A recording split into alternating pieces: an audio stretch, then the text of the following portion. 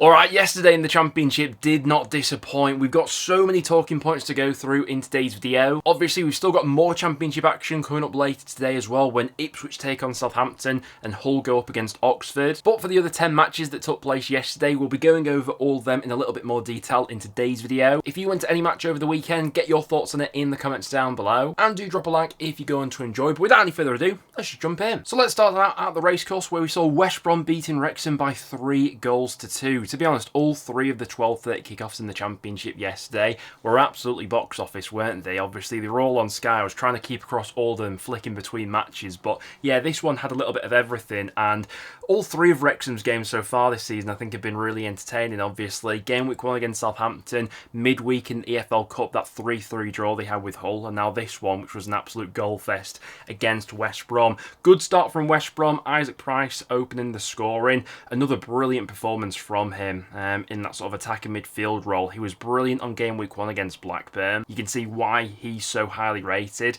What doesn't help Wrexham early on is Josh Windass going off with that injury on the 30th minute. Listen, Wrexham aren't short of attacking quality. They had 10 million Nathan Broadhead to bring on from off the bench, but hopefully that's not a long-term one for Windass, because I do think he's quite a key component in how they look to attack sides, especially with his pace in transition and how well he links up with Kiefer Moore. So yeah, fingers crossed for Wrexham, that's not a long-term injury, but they get back into the game at the stroke of half-time. Lewis O'Brien with a really nice finish, and at that stage, the game is sort of in the balance, isn't it? Just before West Brom scored their second goal, it seemed like Wrexham were really starting to build the momentum, but then the substitutes that Ryan Mason made, in and about this point here, 73rd, 74th minute, these were game-changing substitutes. Mikey Johnson coming off the bench and Jed Wallace as well. Those link up for the goal. Then Price scores the second of the game, and suddenly this one's been taken away from Wrexham. So 2 games in, 2 losses on the board for Wrexham. Not an ideal start to the season, especially when the other 2 newly promoted clubs, Charlton and Birmingham, both have 4 points on the board. But I certainly don't think there should be panic stations or alarm bells going off at Wrexham or anything like that. I think they have shown so far that they can go toe-to-toe with 2 good Championship sides in Southampton and West Brom. The next league game is against Sheffield Wednesday. I think most would favour Wrexham getting a result out of that game, or at least something. So going forward, I really don't have too many concerns about this side. Defensively, they are very gettable. Both West Brom and Southampton created a lot against Wrexham, didn't they? And it still feels like the spine of this squad, or the cohesion within all of these new players, still needs to sort of click before we get some consistent defensive performances from them. But from a West Brom perspective, really good stuff. 2 wins out of 2. Can't have any complaints over that, can you? The next daily kickoff we'll talk about was Norwich going away to Pompey and walking away with all 3 points. Good win this one for Norwich, especially because Portsmouth turned Fratton Park into a real fortress last season, and away form was a real weakness of Norwich's last time around, wasn't it? But they were 2 goals ahead after just 14 minutes of this match. From a Pompey perspective, quite disappointing how those goals came about. The first one was a Harry Darling free header from a free kick. It was well whipped in by Nunes, but defensively a few questions are asked there. And then the second goal from Josh Sargent comes from a long throw-in. Again, little bit slack defensively from Pompey. Now in the second half, Pompey really threw everything at Norwich, and on another day, very easily could have got back into this game and snatched at least a point from it, obviously. Bishop missing the penalty was a key point. Segicic took his goal so well, and he's looked like a real live wire during his first 2 league matches for Pompey, hasn't he? Thought he was really lively in that season opener against Oxford. Nearly scored an absolute worldie before he'd actually scored that goal from outside the box as well. Pompey had a penalty appeal waved away late on. I think it was Oglev who went down in the box a little bit theatrically, which I think the ref maybe cottoned on to, despite there being a bit of contact there. So Norwich hold out for all 3 points. Really good win on the road there, especially after probably coming off the back of a bit of a low, losing that season opener to Millwall. But there's definitely a good Norwich side in there, and like I say, still embedding quite a few players into that side. For Pompey, defensively, bit disappointing how those goals came about, but second half they showed they're capable of creating good high quality chances, and like I say, on another day could have got back into that one. Then as the third 12:30 kickoff, we had Derby 3, Coventry 5. Who on earth saw this result come in? The sort of games we usually associate with John Eustace sides are quite tight, sometimes fairly low scoring, but this game was just the total contrast to what I was thinking coming into this one, especially Coventry coming off the back of a goalless draw with Hull on game week 1.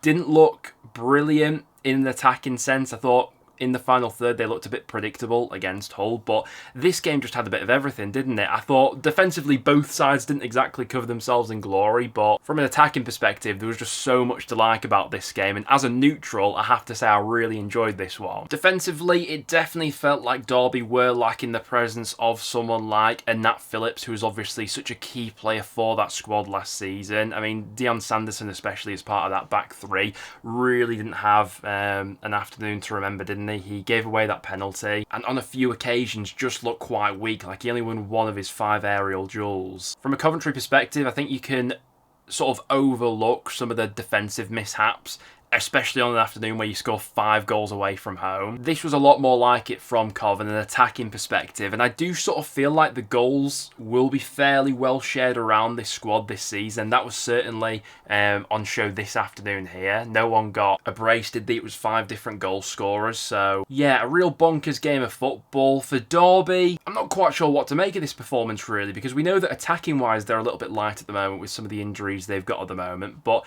defensively I expected them to be fairly sturdy this season, but that's now 3 goals they conceded away at Stoke on the season opener, and now 5 at Coventry. And the fixture list doesn't exactly get much easier for Derby either. Next up they've got Bristol City on that Friday night, a cup game against Burnley, and then they've got Ipswich and West Brom, so tricky start to the season there for Derby. Next up and into the Saturday 3 PM kickoffs, we had Blackburn losing 2-1 against Birmingham. It was the late show from Blues to really turn this game on its head, wasn't it? From a Blackburn perspective, I mean, it's absolutely gutting to lose a game like that late on. First half, there didn't seem to be a great deal between both sides statistically. Not a great deal of quality on show in that first half. There was virtually no chances at either end, was there? Second half, though, it starts to come alive a little bit more. Todd Cantwell took his goal really well. We mentioned on last week's video how badly Blackburn missed Cantwell in that season opener against West Brom. Just gives Rovers that bit of quality and spark in the final third, the ability to link the play as well that they were definitely missing on that season opener.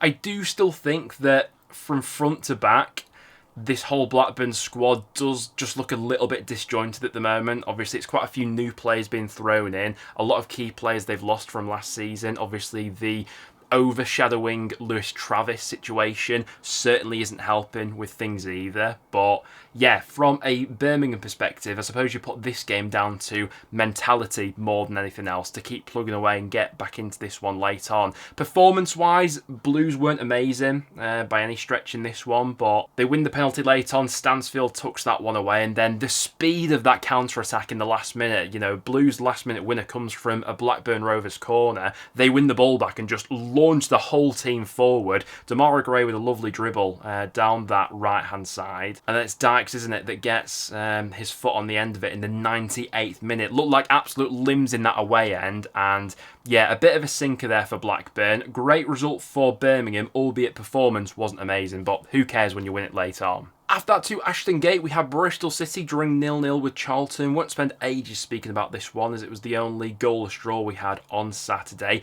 I did have a feeling coming into this one that this one was going to be a lot tighter than Bristol City's season opener was against Sheffield United. You know, we knew that Bristol City were going to have more of the ball in this one. That was apparent 58% possession, and they were going to have to go about attacking Charlton and breaking them down in a completely different manner than they did against Sheffield United. And I thought Charlton actually played on that quite well.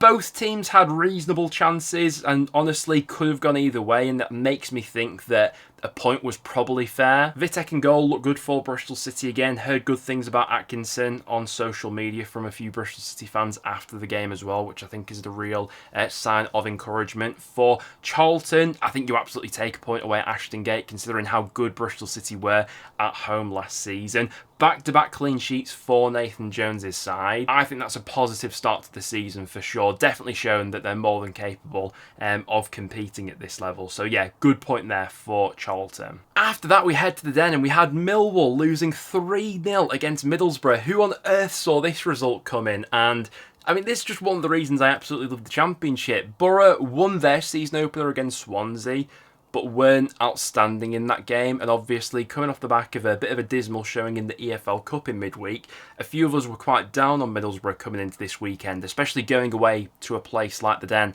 where Millwall are typically quite strong. But yeah, credit to them. Credit to them for really sticking it out in the first half as well, because it did look like Millwall had the better of that first half, certainly in terms of the chances and the positions they got into. One thing that certainly didn't help Millwall in the second half was Sheff Utd going off with an injury. Looks like a hamstring one. As of recording, we don't know the severity of that, but fingers crossed he's not out long term, because I think he'd be a really important player for Millwall this season. But in the final third, I thought there was quite a bit to like about this Middlesbrough performance. I really did. I think that Hackney showed his class throughout the game. We know that he's one of the best players in the Championship when he's fully on it, and I thought he was causing all sorts of problems in the final third. Morgan Whittaker did really well for that opening goal, didn't he? Setting up Hackney with a great dribble on that right-hand side. He's someone who I think we all want to see more output from this season, considering the money that Boro have paid, and Boro fans haven't quite seen the best of him yet.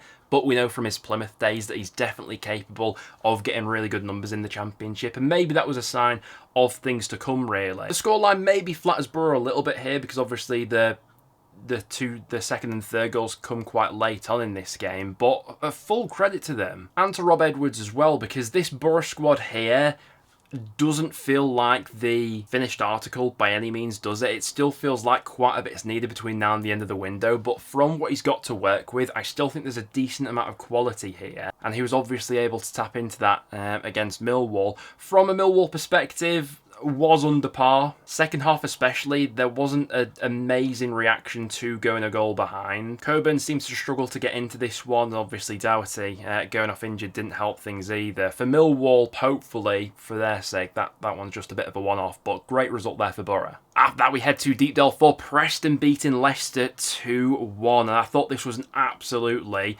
brilliant performance from front to back from North End. I thought that absolutely everyone in this squad played their role, and I had a feeling coming into this weekend that we would snatch something against Leicester. I had this one predicted as a 1-1 draw, but we took all 3 points in the end, and honestly, this would have been an absolute travesty if North End didn't win this game. And when Leicester levelled it up at 1-1, I had that sort of sinking feeling that they were going to snatch all 3 points. But yeah, really impressed with what North End served up in this one. We take the lead quite early on through Alfie Devine. It's another goal that comes from quick distribution from Daniel Everson. We saw that as an example on the season opener against QPR as well, but quick to release the ball. We get the ball up the pitch really quickly.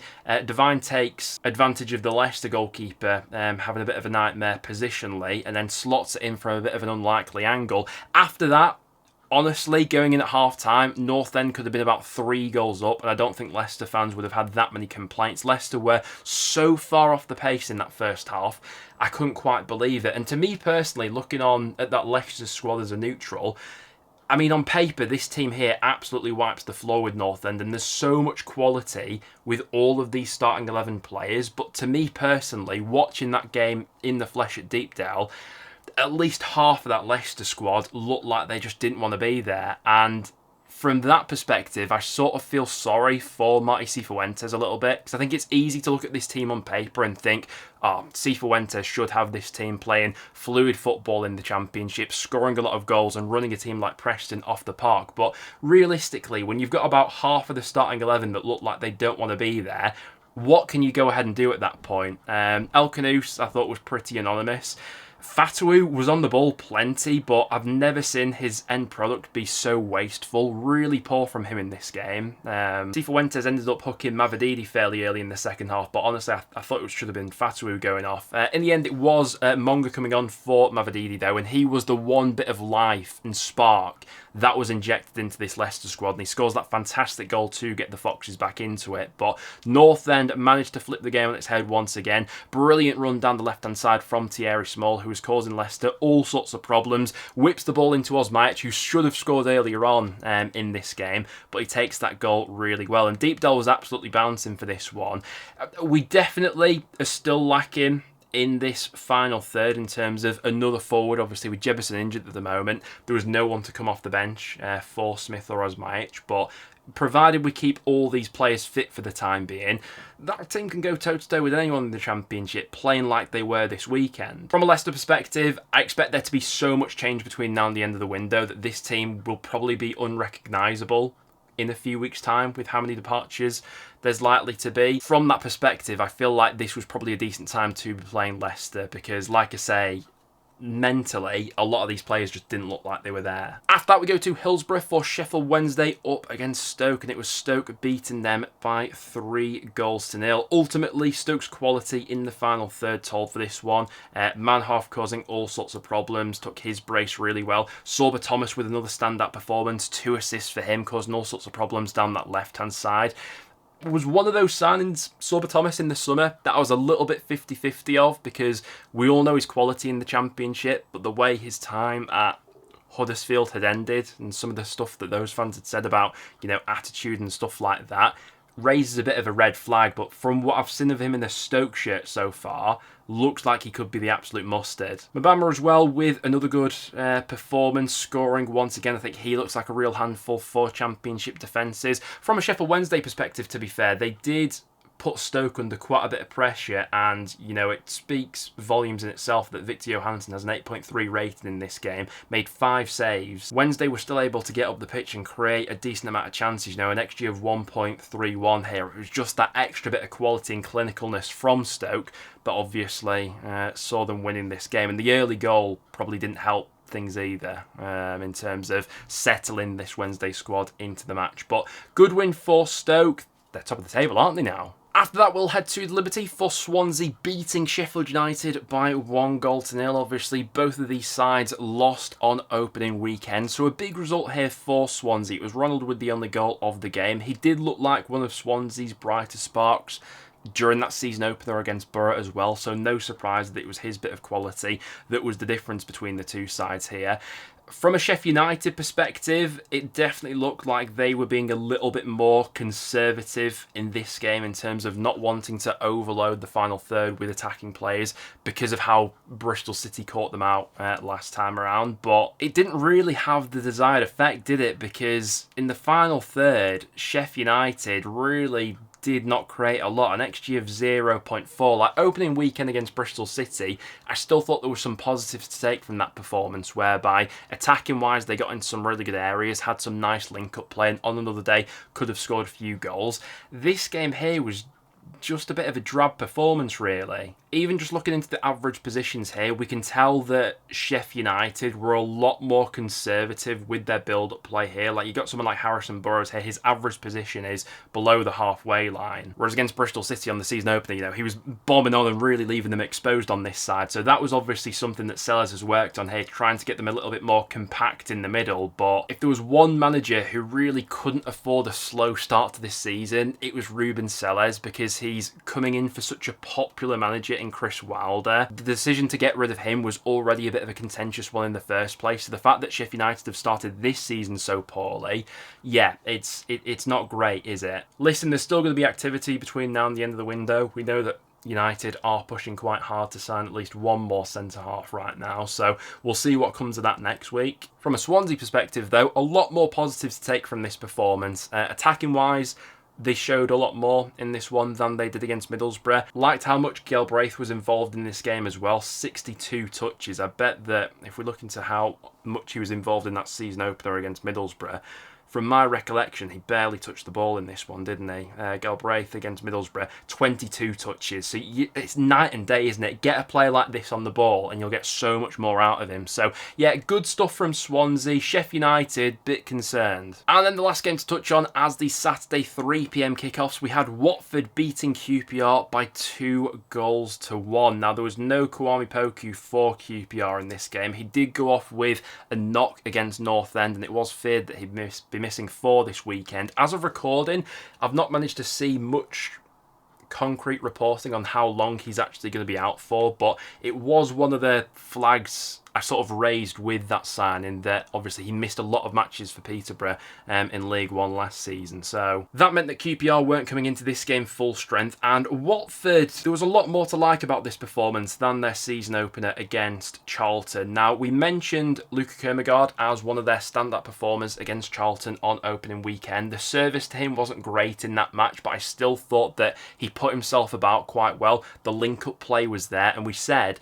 as soon as he gets the service, this guy will score goals at this level, and the proof was in the pudding here, wasn't it? Takes his 2 goals in quite quick fire succession, the first in the 19th minute, the second in the 23rd minute, particularly like that second goal, which was the headed one, I think, wasn't it, off the top of my head? Such a big physical presence and was causing that QPR backline all sorts of problems. For as good as QPR are going forward and how much potential they have in that department, they definitely feel gettable in defence, and I sort of had a similar feeling with them on game week 1 against North End. Now, QPR did threaten to get back into this one, scoring just before half time. It was a ferocious strike, wasn't it, from Morgan to get them back into the game, and then second half they have some good opportunities to level this one up, but it just doesn't quite fall for them. The loser red card put a bit of a dampener on the overall afternoon for Watford, but good win for them there, because I think there were a few question marks, even this early on, starting to crop up around Paolo Pezzolano after Watford had lost against